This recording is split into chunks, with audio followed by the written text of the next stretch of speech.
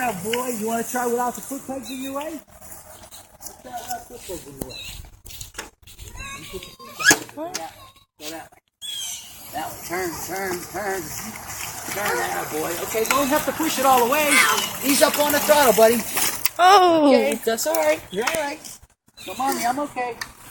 I'm okay. See, Papa put these on here for you. Okay, here, remember, buddy, you don't have to push this all the way down.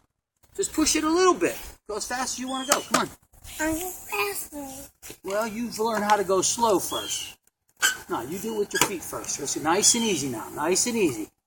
Turn the wheel that way. You want to go around in a circle, right? No, that way. You're not going to go right into the fence. Easy. Okay? Here, put your switch on. Let go of the throttle.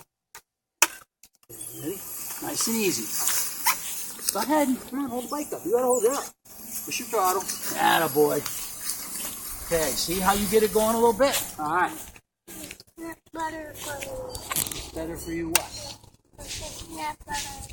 You want the foot pegs down? Okay. Here. Put these down. Come on, I'll walk with you. Put your feet up.